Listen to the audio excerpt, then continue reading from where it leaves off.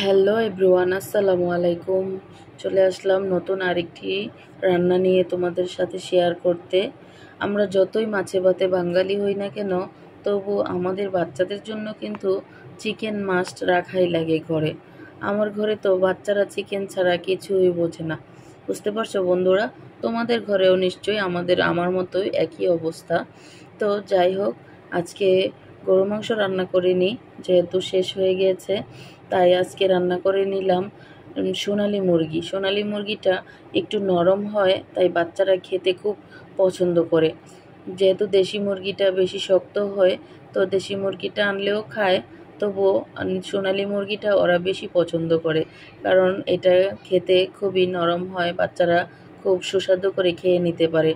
তো আজকে এই রেসিপিটা তোমাদের সাথে শেয়ার করব, আমি সোনালি মুরগিটা কিভাবে মজাদার করে বাচ্চাদের জন্য রান্না করে নেই বন্ধুরা। তো চলো, লেটস গো। রান্নাঘরে চলে গেলাম, একটি হাঁড়ি বসিয়ে দিলাম। সে হাঁড়িতে এখন আমি বেশ কিছুটা সরিষার তেল দিয়ে দিব। বন্ধুরা, সরিষার তেল দিয়ে রান্না করার চেষ্টা করি আমি, তোমরাও চেষ্টা করবে।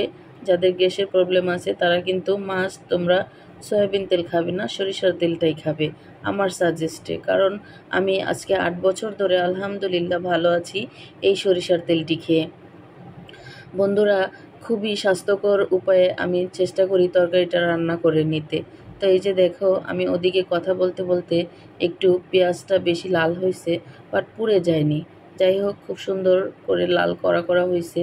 তো আমি এখানে কিছুটা গরম মশলা অ্যাড করে দিলাম, এলাচ, দারচিনি আর হলো লবঙ্গ।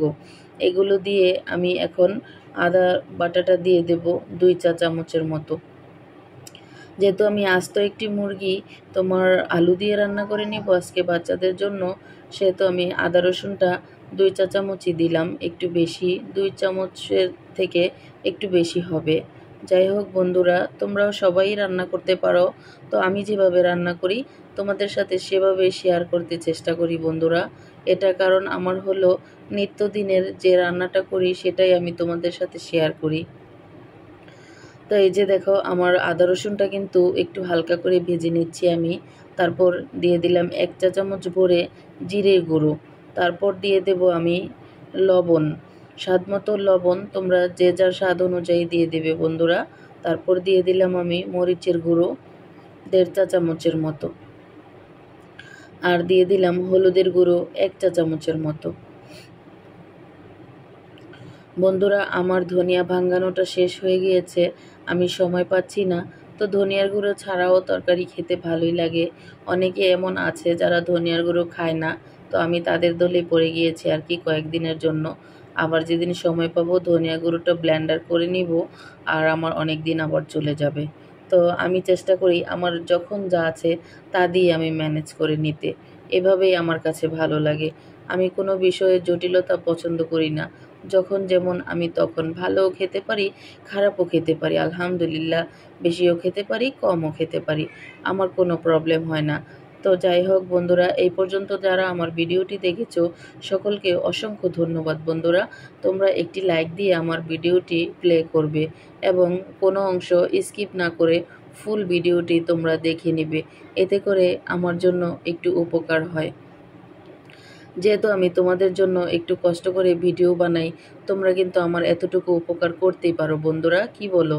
তোমরা সুন্দর করে একটি লাইক দিয়ে ভিডিওটি কন্টিনিউ করবে এবং একটি সুন্দর কমেন্টস দিয়ে ভিডিওটি শেষ করবে বন্ধুরা। তোমাদের একটি লাইক কমেন্টস আমার কাছে খুবই গুরুত্বপূর্ণ এবং আমার ভিডিওটি অনেক দূর নিয়ে যাবে বন্ধুরা। তো যাই হোক, অনেক পেঁচাল করলাম তোমাদের সাথে। এখানে মশলাটা কষানো হয়ে গিয়েছে। এখন আমি যে মুরগির পিসগুলো কেটে ধুয়ে রেখেছি, এখানে আস্ত একটি মুরগি আছে বন্ধুরা, তো এই মুরগিগুলো দিয়ে আর কিছুটা কাঁচা পেঁয়াজ অ্যাড করে দিলাম। দিয়ে আমি সুন্দর করে নেড়েচেড়ে এখন ঢাকনা দিয়ে ঢেকে কিছুক্ষণ কষিয়ে নেব। কষিয়ে নেওয়ার পর এই যে দেখো, আমার মুরগিটা কিন্তু খুব সুন্দরভাবে কষানো হয়ে গিয়েছে। আর এই মুরগিটা রান্না করতেও আলহামদুলিল্লাহ বেশি সময় লাগে না। যেহেতু সোনালি মুরগি, তোমরা সবাই জানো সোনালি মুরগি রান্না করতে বেশি সময় লাগে না। এটা দেশির মতোই টেস্ট হয় খেতে। যেহেতু দেশি মুরগি অনেক দাম, আমাদের এখানে দেখা যায় প্রায় 650 টাকা কেজি, আর এই সোনালি মুরগিটা হলো 300 টাকা কেজি। তাই একটু রিজনেবলেও পাওয়া যায়, আর বাচ্চারাও এটা খুব পছন্দ করে। তাই আমি 4টা মুরগি কালকে নিয়ে আসছি, সেখান থেকে একটি রান্না করছি। তো এই যে দেখো, আমি এই যে সোনালী মুরগিটা কষানো হয়ে গিয়েছে, এখানে কিন্তু আমি কিছু আলু দিয়ে দিলাম।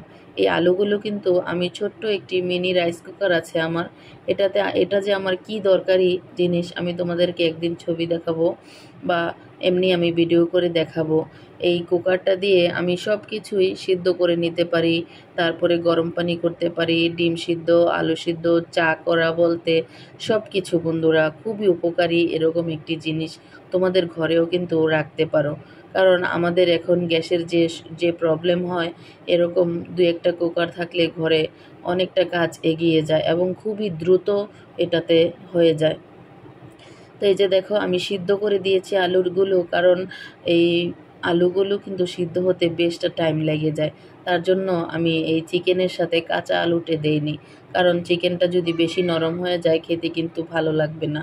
একটু টেকনিক করে বন্ধুরা রান্না করলে রান্নাটা কিন্তু খেতে খুব মজা হয় এবং স্বাদ বজায় থাকে, কালার বজায় থাকে।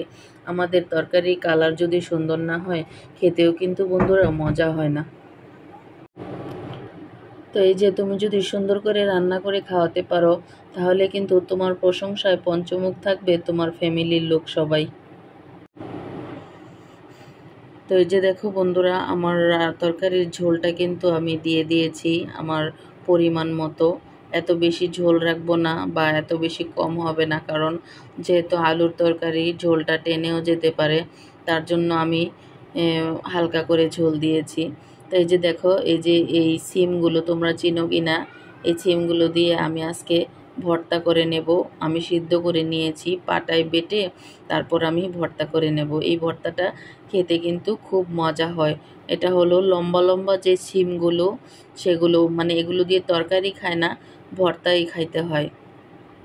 আমার হাজব্যান্ড আবার যখন যেটা নতুন জিনিস দেখবে সেটা সে আনবে, অল্প হলেও নিয়ে আসবে।